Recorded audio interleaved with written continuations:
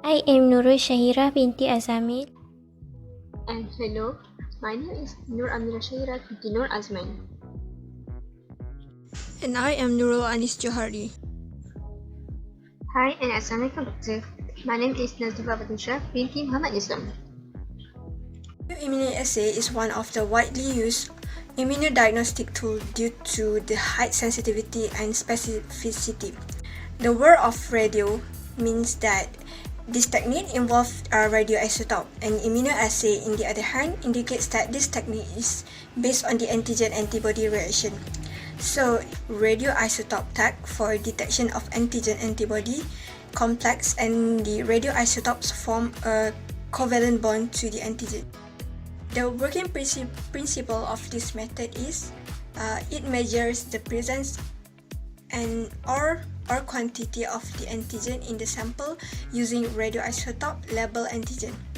So the most common used radioisotope is iodine-125.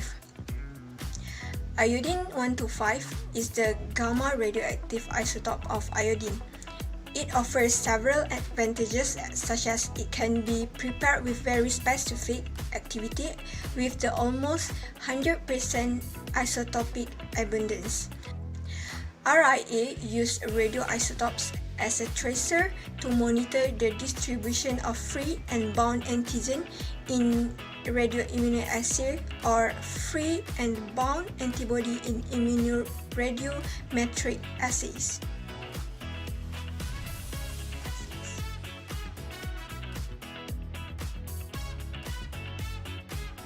I'll be presenting about the labels in immunoassay in terms of radioimmunoassay. But first, what is the meaning of labels in immunoassay?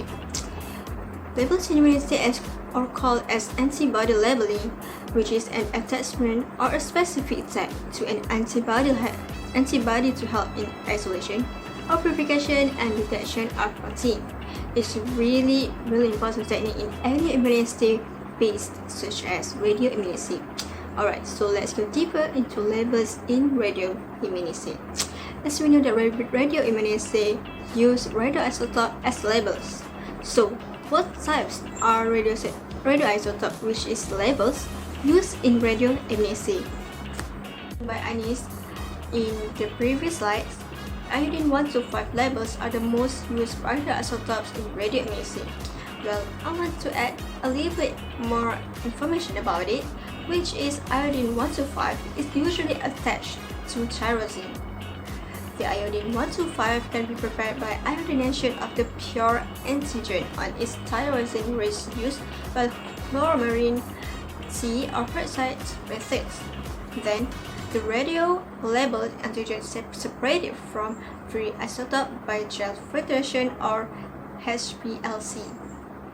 The type of radioisotopes that used in radioimmunoassay, which is the carbon-14, are also known as tritium-labeled antigens, and the other one is 3H. So the reason why the carbon-14 that used in radioimmunoassay is the carbon-14 is the regulatory isotope of choice, and the second reason is it has a long half-life, thus no requirement to correct for decay in extended studies. And the other reason is it provides a highly sensitive method for detection, which is the qualitative and the quantitative. And the last reason is it has the critical quality controls, including GLP supports. It's used in regulatory studies. So the other type of radioisotope that is used in radioimmunoassay, which is 3H.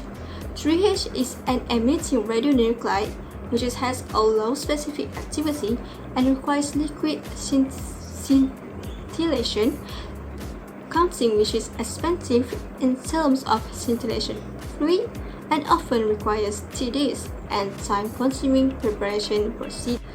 So why iodine-125 is better over carbon-14 and 3H?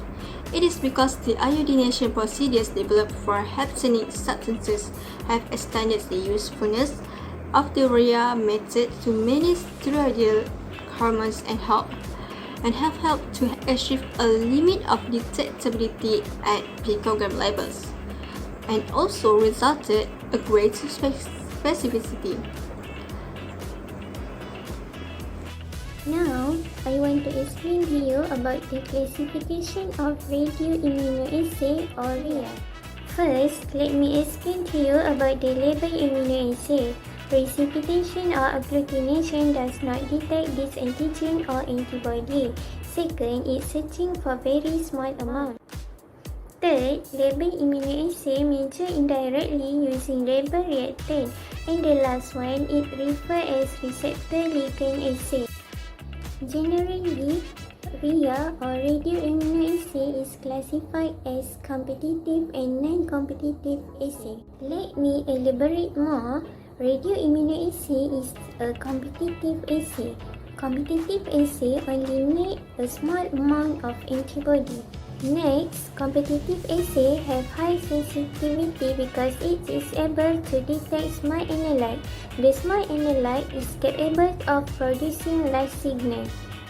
Furthermore, the complete purification of antibody is not essential. It remains highly specific regardless is not affected significantly. Competitive assays are slow and need long incubation to reach equilibrium. It can be solved by use kinetic of measurement that assess initial rate of reaction, thus expediting result. In addition, competitive assay measuring effective in measuring small analytes such as drug and hormone. Now I will explain the example of test radioimmunoassay. First, RIA has been used to detect the narcotic drugs. For example, in a research, hair sample obtained from morphine-treated mice and heroin user contain nanogram level of drug per milligram of hair. The result of the hair analysis for all subjects admitting the use of heroin were positive, whereas the result of only 30% of thin layer chromatographic urine analysis of these same subjects were positive. Second, RIA has been used for thyroid testing. RIA used to determine the patient's thyroid status and to follow patient after iodine 131 therapy to see if the dose was indeed effective. Next, RIA also was used for analysis of hormone, vitamin, metabolites, and diagnostic markers such as glucagon, ACTH, FSH, insulin, and so on. Last but not least, RIA also has been used for estradiol measurement in translational studies of breast cancer, which is it was the recent application of RIA. In this application, plasma estrogen measurement with the use of radioimmunoassay has been instrumental in the development of aromatase inhibitors for endocrine therapy of postmenopausal breast cancer.